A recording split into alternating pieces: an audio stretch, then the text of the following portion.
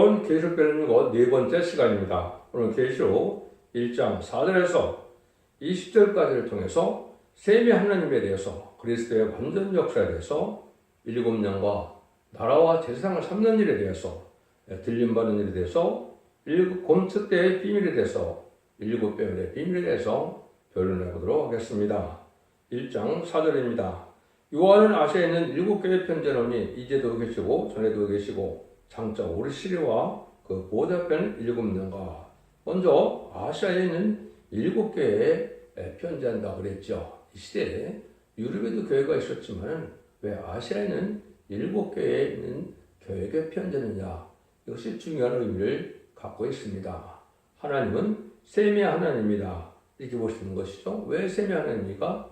창세기 9장 26절 27절에 보면 셈의 하나님 여호와를 찬송하리로다. 가나안은 셈의 종이 되고 하나님이 야벳을 창답케 하사 셈의 장막에 거하게 하시고 가나안은 그의 종이 되기를 원하노라 하노라. 이렇게 노아를 통하여 지금 축복한 것이, 이렇게 축복과 저주가 지금 6천년 동안 내려오는 것이 하나님의 뜻이죠. 그래서 모든 종교는 셈의 민족에서 나타난 것을 볼 수가 있고, 또 육적 유대인도 셈의 후손이다 이렇게 보시는 거죠. 또 한국에도 셈의 후손이기 때문에 이제는 이 동방 역사, 셀 역사로 되어 있는 하나님의 역사가, 끝을 맺는 역사가 동방 땅 끝에 해돋는 데서 이루어진 이런 것이 모든 예언서 기술의 내용인데요. 그걸 먼저 한번 설명을 드린다면, 예수님께서 마태복음 21장 19절에 이제 12제자와 절역을 지나면서 무화과나무를 보고 잎이 무성하고 열매가 없는 걸 보시고 어떻게 조지했습니까? 영원히 열매를 맺지 못하리라 이렇게 얘기했죠. 이것은 무슨 뜻일까요? 이것이 이제 바로 요한복음 1장에 보면 예수님이 생명의 빛, 참빛으로 이 땅에 오셨지만은 그 자기 백성이 어둠을 좋아함으로 영접하지 않는다 그랬죠. 그래서 육적 유대인들이 성경대로 예언대로 오신 메시아고 그리스도이지만은 영접하지 않을 것을 미리 아신 것이죠. 이걸 이제 설명하는데 요한복음 마태복음 21장 30절 이하에 보면 이렇게 설명을 하시죠. 그래서 예수님이 이제는 건축자의 그런들이 모퉁이 돌에 모래돌이 됐던 것을 너희가 읽어보지 못하느냐 이렇게 말씀하시죠. 그는 시편 118편 22절 24절까지 그게 나오죠. 그건 하나님의 작정된 일인데 그 일이 있으므로 너희들과 기뻐하신다 이렇게 얘기했죠.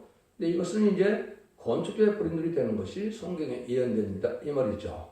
이것을 이사야 9장 6절 7절에 보시면 예수님은 하나님으로 오셨는데 다윗의 위에 앉아서 그를 굳건하게 하러 오셨다 그랬죠. 예수님은 왕국 건설해서 이 땅에 오신 분이죠. 그런데 이게 아까 마태복음 21장 32절 이하에 보면 포도원을 세 주고 농과 새를 줬다 그랬죠. 그런데 종을 때리고 죽임으로 아들을 보냈는데 아들을 29절에 보면 포도원 밖에서 죽였다 그랬죠. 바로 예수님을 십자가에 못 박혀 죽인 일을 얘기한 것이죠. 이것이 건축자의 불인들이 된 겁니다. 이 세상에 왕국 건설을 오셨는데 그 예수님을 십자가에 못 박혀 죽였죠. 근데 모퉁이들이 모래를 뜻한다는 것은 이제는 이것은 심판주 역사를 뜻하는 것이죠. 심판주 역사를 뜻해서 예수님이 뭐라 그럽니까? 너희는 하늘을 영원히 빼앗기고 다른 열매 맺는 백성이 받으리라 그랬죠.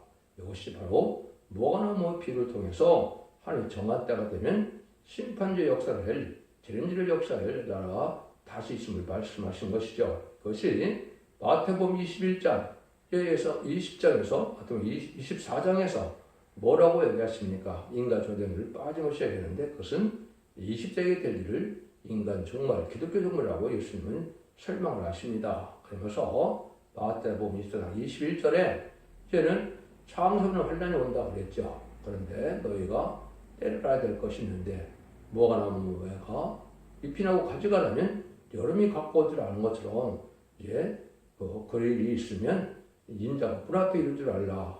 이 세대 안에 이 모든 것이 이루어지리라 이렇게 말씀하시죠. 이것이 이제 저주받던 무화과나무가 1948년 5월 10일 이스라엘이 건국됨으로 잎이 나고 같이 나는 일이 된 것이죠. 근데 3개월 후에 한국이 1948년 8월 15일 건국이 됐죠. 이것이 바로 심판주의 역사를 선주과 인간 생활에 선주과를 세운 것이 된 겁니다. 그리고 그때 사명이 옮겨진 거죠. 그래서 1948년 8월 15일 이후로는 모든 성경이 이제 한국을 위하는 것이고 한국에 대해서 쓰여진 것이라는 것을 알 수가 있고, 인간 종말의 역사는 바로 육적 유대를 통해서 하는 것이 아니고 이제 영적 이스라엘인 한국을 통해서 선지과가 되어질 것을 말씀하신 것이다. 근데 거기서 보면 이 세단에 다 이루어진다 그랬죠. 그것이 시편 10절에 보시면 너희 연수가 70이요 강건함은 80이라고 그랬죠. 인간 영혼에는 80세 정도 사는 것이 하나님의 뜻인데, 그래서 지금 그렇게 살고 있죠. 한국 80세가 넘었고 세계적으로도 세계적으로 78세, 78세 정도 되니까 그 정도 살죠. 그러면 이것을 더하면 2018년에서 2028년이 됐죠. 이 세상의 모든 것이 다 이루어진다. 이것은 예수님 공중강림이 2028년 전에 이제 있게 되신다 이 말입니다. 그래서 그렇게 본다면 이제는 전성년에 들어가서 휴거될 날이 가깝다 이렇게 봐야 되죠. 이것이 지금 하나님의 뜻을 분별하는 일이 된다. 이것이 무화과 나무의 비를 통해서 아시아는 7개의 이제 편지한 내용이 되는데, 이것은 별도로 이제 설명할 때가 있겠지만은 이제 재림일을 영접할 신앙의 표준 노선을 얘기한 것이다. 이렇게 볼 수가 있는 겁니다. 이런 역사를 해서 보니까 7영과 이런 얘기를 했죠. 보니까 7영. 그래서 7영은 완전한 영이다. 이렇게 볼 수 있는데, 은혜시대의 7영의 역사와 환란시대 7영의 역사가 틀립니다. 그런데 은사체험을 많이 하셨는데, 은사체험을 대부분 7가지 방법으로 은사가 나타나는 걸 여러분이 볼 수가 있습니다. 은혜시대는 첫 번째, 빛으로 인도받는 일이 있는데, 6장 4절에도 빛을 받는 말이 나오죠. 두 번째는 바람으로 강권적인 역사를 뜻하는데, 사도행전 2장 2절에 보면 바람으로 성령이 임하는 것을 알게 된 때도 있었죠. 또 불로 나타나는데, 마태복음 3장 11절에 보면 불로, 소멸의 불로 나타나서 불체험을 하는 경우가 또 있죠. 사도행전 2장 3절에도 불로 나타냈죠. 네 번째는 소리로 나타난다. 이건 교통을 뜻하는데 사도행전 2장 2절에도 소리가 있었다 그랬죠. 다섯 번째는 기밀로 나타난다. 이건 진리를 뜻하는데 요한복음 1장 20절이나 27절에 보면 기름 부음을 받는다는 얘기를 했죠. 그래서 성령의 기름을 체험하는 자들도 있죠. 여섯 번째는 비둘기인데 화답을 뜻하는데 마태복음 3장 16절 17절에 보면 비둘기가 임하는 것을 우리가 볼 수가 있죠. 예수님이 침례받을 때 성령 비둘기가 임했죠. 그래서 비둘기를 체험하는 사람들도 있습니다. 그 다음에는 일곱 번째는 생수다. 생수 소송을 뜻하는데 요한복음 7장 38절에 보면 생수가 비해서 많이 내린다 그랬죠. 이것이 요엘서 2장 28절에 많은 얘기를 보여주는 은혜시대 성령의 역사를 뜻하는 겁니다. 근데 환란기왕 시대 제레미야 쪽 올 때는 이 7명이 어떻게 바뀌느냐? 그것은 이사야 11장 2절, 3절, 4절에 나오죠. 거기는 지혜의 신, 총명의 신, 무력의 신, 재능의 신, 지식의 신, 경외의 신, 판단의 신을 받아서 이건 늦음이 성령을 뜻하는데 요엘서 2장 29절에 남녀가 여종에게 부어주는 성령의 역사를 얘기하는데 은혜 시대가 끝나면 환란 시대는 남녀가 여종에게 부어주는데 기록 7장 3절에 보면 하늘의 종들이라고 그랬죠. 그래서 은혜 시대는 예수의 종들, 그리스도의 종들에게 보여주는 성령이고 이제 환란 시대는 하늘의 종들에게 보여주는 성령이다. 입맞아서 10만 4천 명의 인을 치는 역사, 7명을 바뀌는 역사가 있게 된다. 이렇게도 볼 수 있는 것이고 이 늦음이 성령을 받아야 재림의주를 영접할 수 있다. 이 말입니다. 그 다음에는 5절 6절입니다. 충성된 증언으로 죽은 자들 가운데서 먼저 나시고 땅에 임금들의 머리가 되신 예수 그리스도로 말미암아 은혜와 평강이 너에게 있기를 원하노라. 우리를 사랑하사 그의 피로 우리 죄에서 우리를 해방하시고 그 아버지의 하나님의 우리를 나라와 제사장으로 삼으신 그에게 영광과 능력이 세세토록 있기를 원하노라. 그럼 예수님이 충성된 증언으로 믿음의 대상이 되고 우리에게 구세주가 되고 메시아가 된 사실을 알려주죠. 첫 번째는 충성된 증이다. 죽고까지 순종함으로 하나님께서 예수님에게 만왕의 왕의 자격을 주신 것이죠. 이게 예수님이 먼저 완전해져서 그리스도의 충성과 왕권, 저 만왕의 왕의 왕권을 받게 먼저 보여주는 것이죠. 이게 메시아의 첫 번째 자격이다. 이렇게 볼 수 있는 겁니다.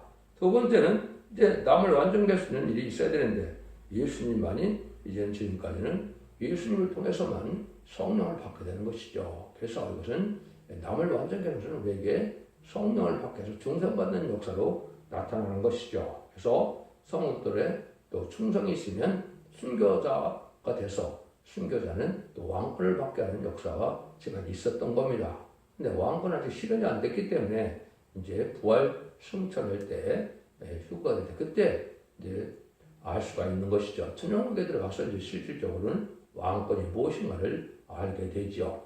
세 번째는 이제 세상을 완전케 하는 역사가 있다 이 말입니다. 그래서 남 성도들을 완전케 하는 역사를 성신을 주신 역사고 세상을 완전케 하는 역사는 이제 세상에 마귀의 세상을 다 없애고 이제 마귀가 없는 세상을 이루는 역사인데 이것을 완전히 거룩한 자가 되게 해서 남는 남백성에 대해서 세세 백성 삼는 역사를 하는 것이 예수님의 마지막 역사다. 근데 이것은 말세 사명제를 통해서 하게 되는 것이라 늦은 성령을 받은 종들이 하나님의 종들에서 이말인 시상 사참을 일으키게 되고 한란장 심판하는 능히 있을 수 없는 큰물로 예언된 백성들을 예위 처보를 인도하는 일에서 구원 역사가 진행된다. 요걸 알려준 것이 여기서 보면 뭐라 그럽니까? 아버지를 위하여 우리를 나라와 제사장으로 삼으셨다 그랬죠. 예수님 만왕의 왕으로서 만민의 제사장인데 만민의 제사장을 계속 5장 9절에 보면 모든 백성들을 피로 사서 하나님께 드렸다고 했죠. 하나님을 통하지 않고는 천국에 갈 수가 없는 것이죠. 그것을 제사장 참여하는 거였는데 우리를 나라와 제사장을 삼는 것은 나라는 우리 왕을 삼는 것을 뜻했고 제사장을 삼는 것은 우리를 통하여 아까 백성들을 구원해서 이건 인만인 신앙 4,000명이 있고 백성들을 구원해서 새시대 천년왕국에 인도하는 것을 제사장 사명이라고 말씀하는 것이 이사야 66장 20절 21절입니다. 모든 백성을 하나님께 예물로 드리고 너를 내와 제사장을 삼는다고 그랬죠. 이것은 왕권의 축복과 제사장의 축복과 선지자의 축복을 다 주는 것을 뜻하는데 이 일들이 이사야 66장 20절 21절에 이제 예언이 되어 있다 이 말입니다. 이것들이 하나님께서 이제 이 세상을 하시는 그런 역사다. 그래서 결국은 재림해 주는 이제 원수를 갚아주는 일로서 세상을 심판하고 에덴 동을 회복하는 것이 하나님의 뜻인데 이 일들이 말세의 사명들을 통하여 이루어지는 역사가 계시록의 역사다 이렇게 볼 수가 있는 겁니다. 그래서 심판주의 예수님이 하실 일들을 아까 건조의 고린들이 못들이들이 머리뚫이 되었다고 그랬죠. 그래서 심판주 역사를 한국에서 이루어지게 하는 역사가 바로 성경에는 해돋는 나라 동방 땅끝에서 역사를 이루는 일이다 이렇게 볼 수가 있는 겁니다. 이래서 우리가 이제는 하나님께서 주시고자 하는 사랑을 받게 되는데 창세기 1장 28절에 보면 에덴 동산을 창조하시고 어떻게 축복하셨습니까? 생업방하여 번성하여 땅에 충만하라 모든 것을 다스리라 땅을 정복하라 그랬죠. 이렇게 아담에게 줬던 왕권인데 아담이 아담과 하와가 뱀의 미를 빠져 졌기 때문에 이걸 잃어버리게 된 거죠. 죽음이 왔고 이들도 쫓겨나고 생명을 못 먹게 된 것이죠. 이것이 이제 7개를 통해서 이걸 회복시키는 방법을 알려주는 것이 7개에 대한 편지의 내용이고 그 길들로 다 이루어지는 것이 이제 계시록이 다 응해서 19절에서 안팎에 최종 승리하고 20장에서 이제는 천년왕국이 이루어진 것이 예전들을 회복시켜서 뺏겼던 리듬을 찾아주는 것이 우리 준비의 역사다. 이렇게 이해하는 것이 정확히 뜻을 분별하고 하는 것입니다. 그러기 위해서 예수님이 구름을 타고 오신다는 거죠. 7절입니다. 볼지어다 구름을 타고 오시리라. 각인의 눈이 그를 보겠고 그를 찌른 자도 볼 터이요 땅에는 모든 족속이 그를 인하여 회복하리니 그리하리라. 아멘. 구름 타고 오신다 그랬죠. 이건 여러분들이 그냥 문적대로 믿으시면 됩니다. 부활 승천하실 때도 그냥 구름을 가려서 못 보게 될 때까지 올라가셨죠. 구름을 탄다 안 탄다 이걸 떠나서 올라가신 그대로 오신다는 말씀이 주님의 약속이고 이루어지는 겁니다. 그래서 공중강림 하시게 되는데 이제 공중강림 하실 때 재림의 종교발 사람들이 임받은 신앙 4,000명이고 이걸 받아야 신앙 준비가 돼서 등불 준비, 기름 준비, 생활 준비가 된다면 이제 같이 예수님과 만나서 천일 무궁세계 가서 이제는 광고 프로젝트를 하게 되고 연령을 받게 되는 역사가 있게 되는 것이죠. 이것이 시간 4천명 된 인반인종들에게 할 일이고, 이것이 이제 먼 훗날이 아니고 지금으로 보면 2028년 정도에 공중만원 예수님이 오실 때가 되어 있다, 이렇게 볼 수 있는 겁니다. 그날과 그 시간을 모르지만은 때를 우리가 알아야 되는데 때는 그때쯤 된다, 이렇게 볼 수가 있는 겁니다. 이런 것이 하나님께서 휴고도 또 중요한 일이기 때문에 휴고되는 과정과 이것은 제가 자세히 첫째 종의 홈페이지 보면 자세히 어떤 그 신앙의 발전이 있어야, 신앙 준비가 돼야 휴고될 수 있는 걸 자세히 설명을 했습니다. 그래서 첫째 종의 홈페이지 그리고 카페에 들어가시면 이 과정을 자세히 설명을 해놨습니다. 그래서 시상강림과 공중강림에 대한 것도 별도로 제가 그거를 잘 판서를 이렇게 기록을 했으니까 한번 잘 참고해 주시기 바랍니다. 8절입니다. 주 하나님이 가라사대 나는 알파와 오메가라. 이제도 있고 전에도 있었고 장차 올 자요 전능하신 자라 하시더라. 알파 오메가의 역사에 대해서 이렇게 설명을 하시죠. 알파 오메가의 역사에 대해서 가장 잘 설명하는 것이 전도서 3장 15절입니다. 전도서 3장 15절에 보면 이제 있는 것이 옛적에 있었고 장래 있을 것도 옛적에 있었나니 하나님은 이미 지난 것을 다시 찾으시느니라, 이렇게 말씀하셨죠. 그래서 이것은 전지전능하신 하나님께서 모든 예제전갈에 끝까지 책임진다는 말도 있고, 시작하신 하나님은 또 모든 걸 다 마무리한다는 완전한 신이신 것을 또한 알 수가 있고, 또 하나님께서는 이 예언의 성취가 육적 이스라엘에게 있었던 예언의 성취가 영적 이스라엘인 기독교 믿는 자들에게 있을 것을 얘기해서 예언 성취가 2중 3중으로 이루어질 것을 또한 나타내는 말이다, 이렇게 볼 수가 있습니다. 그래서 알파 역사, 오메가 역사를 잘 깨달아야 성경을 온전히 바르게 알 수가 있는 겁니다. 그래서 이것도 그거를 성경 전체를 봤을 때 알파 오메가 역사로 한다는 것을 처음 여러 군데 강조하시죠. 그것은 하면 완전 역사고 예제장관에 대주는 역사다. 또 이제 육적 있어야 되는 것이 영적 있어야 되는 이중 성체 역사다, 이렇게도 볼 수 있다, 이렇게 설명을 드릴 수 있는 겁니다. 9절 10절입니다. 나 요한은 너희 형제요 예수의 알랑과 나라와 사범에 동참하는 자라. 하나님의 말씀과 예수의 중으로 인하여 반모섬에 있었더니 주의 날에 내가 성령에 감동하여 내 뒤에서 나는 나팔수 같은 음성을 들으니, 완전 계시를 받은 요한에 대해서 얘기했죠. 그래서 변화성대 영감받은 사람으로 그리스도의 완전한 종말의 비밀을 알려준 것이 요한의 인격인데, 요한의 인격을 우리가 잠시 볼 수가 있다, 이 말입니다. 그래서 많은 환란을 통과했다. 그래서 기름감에 빠지는 것까지 가장 나이 어린 그 사도가 가장 늦게까지 살면서 고생을 많이 했죠. 그래서 반모섬에서 이렇게 이제 주님을 기도하다가 결국은 기도 쓰는 영광을 누리게 됐죠. 사도 요한이 바로 인간들의 말세 사명자, 죄를 용접하는 사명자들을 대표적인 사도다, 이렇게 볼 수 있다고 제가 설명을 드렸죠. 그래서 사도 요한은 바로 아주 중요한 의미를 가지고 있다. 요한복음 19장에서 보면 아들의 명분을 얻은 사람이다 그랬지요. 그래서 마리아 보고는 아들이다 이렇게 얘기했고, 또 사도 요한에게는 어머니이다 그랬잖아요. 그런데 마가복음 6장에 보면 예수님의 동생들이 남자가 4명이나 있었죠. 야고보와 요셉과 유다, 시몬이 있었죠. 또 누이 동생도 2명이나 있었죠.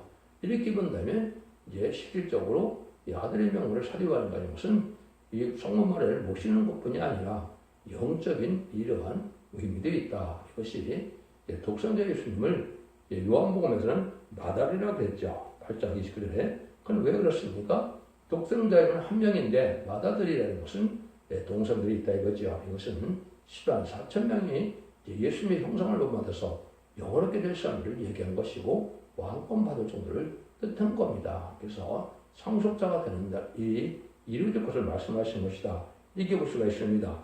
그 다음에는 이제 주의 날에 이제 여기 보게 되는 걸 알 수가 있죠. 이걸 예수님께서 이제 십자가 못 박혀 들어가시고 부활 승천하신 부활하신 날을 얘기한 것이죠. 이게 주의 날이다, 이 말입니다. 그래서 안식일은 육적 이전에게 주었던 율법의 식선적이 되었던 그런 안식일이 바로 법이고, 이제 영생에서는 예수님이 부활하셔서 살아난 날, 그것이 주의 날이라고 얘기를 한 것이죠. 이것이 현재 주일이 된 것이죠. 사망 것을 이긴 예수님을 믿어 우리가 중생을 받는 거거든요. 그럼 이거 참 중요한 얘기입니다. 그래서 우리가 주님의 날에 은혜를 받는 것이 주일 지키는 것이 성경적이고 합법적인데 일부 교단에서는 안식일을 고집하고 있죠. 이건 아주 잘못된 신앙인 겁니다. 여러분들은 이걸 잘 분별해야 된다. 이렇게 볼 수 있는 것이죠. 그래서 참음에 동참한 이런 인격이었다는 걸 알 수가 있는데 여러분들이 디모데후서 2장 11절에 보면 참으면 또한 함께 왕노할 것이요 우리가 주를 부인하면 또 우리를 부인할 것이라고 했죠.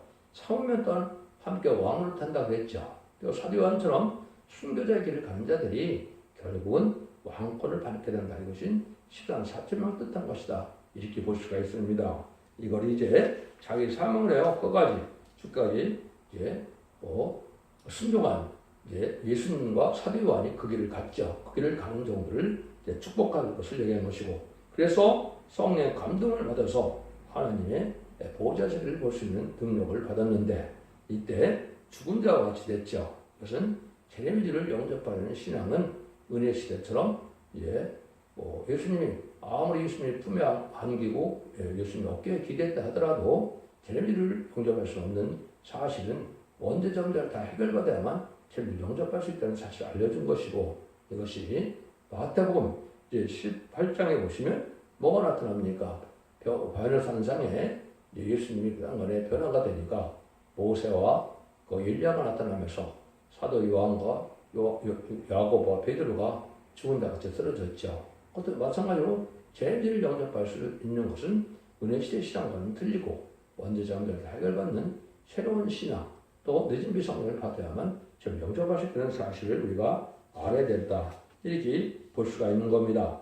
그런데 1장 11절에 보시면 그런데 너는 보는 것을 책에 써서 에베소, 소마나, 버가모, 두아디라, 사대, 필라델피아, 라우디가 7교회에 보내라 하시기로 편지서 7개 준 것은 아까 아셔야 되는 것은 말씀을 드렸고, 이것은 재림질 영접한 첫째 신앙 표준 노선을 하나님이 편지를 주셨다 이렇게 하는데 이것은 계시를 전했다는 뜻이 되는 것이죠. 편지만 딱 썼겠습니까? 계시를 보냈다는 뜻이죠. 이것은 계시를 알지 못하고는 재림을 영접할 수 없는데 아시아 중심으로 계시록의 복음이 알려질 것을 보여준 내용이다. 이렇게 볼 수가 있는 겁니다. 11절 16절입니다. 몸을 돌이켜 나더러 말한 음성을 알아보려고 하여 돌이킬 때 7 금텟대를 보았는데 촛대새의 인자 같은 이가 발에 끌리는 옷을 입고 가슴에 금띠를 띠고 그 머리와 털의 희기가 흰 양털 같고 눈 같으며 그의 눈은 불꽃 같고 그의 발은 풀무에 달하는 빛난 수족과 같고 그의 음성은 많은 물소리와 같으며 그 오른은 7별이 있고 그 입에서 좌우에 날성검이 나오고 그 얼굴은 해가 힘있게 비치는 것 같더라. 이렇게 설명하셨죠. 이거는 예수님이 오실 때 이제 만행의 왕이 오실 때를 얘기하는데 7 금텟대 사이를 인자 같은 이가 발에 끌려 옷을 입고 다니는 걸 보죠. 제일경에는 7 금텟대 사이에 온다. 여기에 큰 비밀이 있는 것이죠. 그래서 20절에 이제 금텟대의 비밀이 있고 이거 7별의 비밀이 있는 것이죠. 그래서 금텟대 사이는 바로 제일을 영접할 교회를 뜻한 것이고, 금텟대라고 하는 것은 스가랴 4장에 보면 승고운동대 제단이 나타났죠. 제일을 영접할 제단이 인간적으로 나타나서 4장 11절에 보면 금기를 내는 감당한 가치가 있죠. 늦은 미성자 7명을 복해서 왕권 받는 성령의 역사를 받는 교회를 뜻한 것이고, 그 제단을 뜻한 것이다. 이렇게 볼 수 있는 거거든요. 그 다음에 7 촛대라고 하는 것은 완전한 교회를 뜻한 겁니다. 완전한 교회는 촛대기에 제를 영접할 신앙기를 할 수 있는 교회이고, 그것이 기록 11장 4절에 보면 두 감람나무 두 촛대라고 했죠. 오중에 주 앞에 모셔서는 이라는 것은 동성의 대표로서 인간들의 마시아 사명교회의 증인권을 얻은 종을 뜻한 것이고, 그 역사의 제단은 아까 했듯이 숙련대 제단이고, 그 교회는 촛대교이기 때문에 두 감람 두 촛대라 얘기한 겁니다. 둘이는 증인수기 때문에 그 완전한 대표를 나타내는 것이다. 이렇게 볼 수가 있는 것이죠. 그래서 여러분 이거 잘 알아야 되고, 여기 16절에 보면 오른손은 7별을 잡았다 그랬죠. 별은 하루의 종을 뜻하죠. 여러분 새벽별을 뭐라 뜻합니까? 별 중에 별인데 왕 중에 왕인 예수님을 뜻한 겁니다. 이 별은 마시아 사명자를 뜻했는데 마시아 사명자가 오른손에 잡혔다고 했죠. 그럼 예수님의 부들린 자가 돼서 예수님이 주관하시고 예수님이 간섭하시고 예수님이 인도하는 자들만 14,000명의 왕권을 뜻한 겁니다. 이것이 다니엘서 10장 3절에 보면 많은 사람들을 어른들이 인도하고 많은 지혜 있는 자들은 궁창의 빛과 별같이 영원히 빛난다고 그랬죠. 영원한 세상을 축복을 받을 것을 내는 것이고 이것은 14,000명의 왕권 받은 것을 뜻한 겁니다. 그래서 계시록 6장 13절에 보시면 이제는 별들이 모아나면서 떨어지게 때가 온다고 그랬죠. 인마진 14,000명이 1,300년 만에 37개월 동안 나오게 되는데 그때까지 인마지 못한 종들은 5개월 황충하는데 이제 피해를 당하다가 무화과나무에서 무화과 떨어진다고 했죠. 이것이 바로 후삼년 만에 이제 빠져서 짐승의 피를 받게 되므로 이제 멸망을 당할 것을 보여준 겁니다. 그래서 여러분들은 입맞은 종이 돼야만 필요없는 종이 돼서 제인들을 영접할 수 있는 영광을 누리게 되고 그렇지 않으면 5개월 황정대 기름 받다가 후삼년의 환란편에서 멸망을 당하게 된다 이 말이거든요. 그래서 구원은 그런 구삼년 만에 그게 아니죠. 제로 7장 9절에는 능일실수는 콩리가 나오죠. 그는 제인들 영접할 신앙주문을 못했지만 이 지역의 순종함으로 알고로 모아지는 전선자문의 첫백에 동참한 자들로서 이 자들은 예비추보수로 인도받아서 환란장 심판날에 구원함을 받고 보함을 받는 자들 뜻한 것이고 이것이 만행왕으로 예수님이 만행왕 오실 천년왕국에서 백성된 자가 돼서 거룩한 시가대를 알려주는 것이다 이렇게 볼 수가 있는 겁니다. 근데 이제 제레미야가 모습이 여기 오면 아주 의미 있고 또 밝은 모습 보이죠. 이것이 계시록 10장 1절에 보면 다른 천사의 모습과 비슷하다 이렇게 볼 수 있는데 이거는 재림지 역사를 다른 천사들이 할 것을 얘기한 것이고 예수님은 재림지 역사를 특히 오묘한 모습으로 나타난 것은 바로 전적인 권세를 갖고 나타나시는 분임을 알 수가 있고 이것이 두어진 권세를 받은 종들이 104,000명이 예수님의 대행자가 돼서 심판 역사를 할 것을 보여준 것입니다. 그 내용이 계속 2장 26절 28절에 보면 철장 권세를 이기는 자가 끝까지 준다고 그랬죠. 아버지께 받은 새벽을 준다고 그랬죠. 그래서 많은 왕의 자격을 이기는 자에게 줘서 여러 중의 왕을 삼음으로 세상 것을 이기는 권세를 뜻했는데 이것이 14,000을 이기는 종들을 뜻했고 14,000을 이길 종을 이기는 자가 첫 번째 나온 종이다 이렇게 볼 수가 있는 겁니다. 입에서 나온 날성검이 나오고 그 얼굴 해가 흰 것 같다. 그래서 날성검이 난다. 말씀의 칼로 말씀의 검으로 세상을 심판할 걸 보여주는 겁니다. 그래서 이자 11장 4절 5절에 보면 입술을 막고 그 세상을 치게 되고 입술의 기운으로 아비를 죽인다고 했죠. 말씀 것을 받은 책임을 받은 종이 심판주의 역사할 것을 보여줄 것이고 이런 날이 임박한 때에 우리가 지금 살고 있다 이 말입니다. 얼굴 해가 힘있게 비치는 것 같다 그랬죠. 완전히 통찰력 있고 밝은 것이고 더 이상 흑암이 존재하는 그런 예수님이죠. 이것이 결국 10장 1절에서는 해를 입은 여자로 나타나죠. 이것은 바로 첫대기가 돼서 완전변의 역사에서 모든 성경 표현을 깨달아서 영접하게 할 수 있는 종들의 역사를 뜻한 것이다. 이렇게도 볼 수 있다. 이렇게 보는 거죠. 그래서 17절 18절입니다. 내가 볼 때 그 발에 엎드려 죽은 자같이 되매 그가 오른손에 내게 얹고 가라되 두려워 말라. 나는 처음이요 나중이요 곧 산들아 내가 전에 죽거더라. 볼지어다 이제 세세대로 살아있어 사무 본매 열쇠를 가졌노니. 그래서 완전히 사무 본매 열쇠를 가진 분이 예수님이죠. 죽이는 권한도 있고 심판하는 권한도 있고 천국에 보내는 권한도 있고 지옥으로 보내는 권한도 예수님이 가지고 있는 것이죠.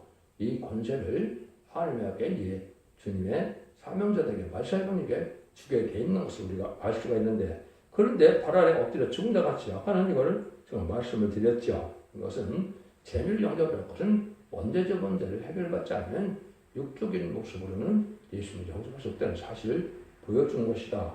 그래서 그런 일들이 마태복음 18절에 17장에 보시면 이제 변호사들이 일어날 때도 많은 왕으로 변화되니까 베드로와 야고보와 요한이 죽은 자같이 쓰러졌다고 그랬죠. 이것도 역시 그렇게 볼 수 있는 겁니다. 그 전에는 도란도란 예수가 말씀을 나눴지만 안에 오늘 오시는 목소리를 되니까 이렇게 중요가 쓰러지는 것은 재미 용접할 것은 원죄자들한테 해결받아야 용접할 수 있다는 사실을 알려준 것이다 이 말입니다. 그래서 최종적으로 저 비밀이 20절에 얘기를 하시죠. 그러므로 네 봉복과 이제 있는 일과 장차될 일을 기록하라. 네 봉복은 오른손 7별의 비밀과 7금 촛대라. 7별은 7교회의 사자요. 7 촛대는 7교회니라. 그렇죠. 7별의 비밀을 아까 얘기했듯이 인반인 4,000명을 해서 그냥 성취할 종들을 뜻한 것이고 7 급전 때는 완전한 교회인데 금초 때는 이제 대림지의 역사를 할 승리의 재단이다. 스가랴 4장절에 승리의 재단이 나오지요. 그래서 느지미 성령인 7년 역사가 할 수 있는 종들이 있는 재단을 뜻한 것이고 여기 7별은 7교회의 사자다. 분명히 사자라고 그랬죠. 그래서 이만 이스라엘 4,000명을 뜻한 것이고 7교회는 7 촛대는 7교회가 완전한 교회다 이 말입니다. 그래서 원죄자들을 해결시켜서 완전히 죄를 용납할 수 있는 이러한 교회의 사명이 바로 촛대교회를 뜻한 것이고 여기는 느지미 성령을 받게 하시므로 죄를 용접해서 남은 백성으로 천연왕국의 축복을 받게 하는 교회의 역사다 이렇게 볼 수 있는 것이죠. 이것이 바로 계시록을 통해서 1장은 목록적 계시이기 때문에 쭉 이루어질 것을 보여준 것이고 그것이 2장부터 시작해서 19장에서 아마겟돈에서 승리하고 20장에서 천년을 이루어서 그리스도와 천년 동안 왕으로 되는 일이 있을 때 완성이 되는 것이죠. 그래서 전체적인 내용을 여기서 1장에서 말씀하시고 2장부터 본격적으로 진리의 계시록의 비밀을 이제 알려주기 시작하는 것이 하나님의 책을 쓰시는 방법이다 이렇게 볼 수 있는 겁니다. 여러분들은 기독교의 2000년 역사가 예수 믿고 종장받아서 영원법만 스트리면 것이 아니고 제 볼 때는 죽정법 세시다가고 정말 마포지 않고 그를 숨처럼 남전 백성으로 천년의 축복을 받는 것이 기독교의 참된 소망이고 그것이 큰 구원의 역사다 이렇게 보시는 것이 맞는 겁니다. 반드시 이 시대는 예수 믿고 종장받아도 계시록의 말씀을 읽고 듣고 지켜야만 제비를 용접할 수 있다는 사실을 믿으시고 이 길을 잘 꾸며서 믿으심으로 자손 만대 축복을 이루는 복된 종들과 성도님들이 다 되시기를 예수님으로 간절히 축원드립니다. 아멘.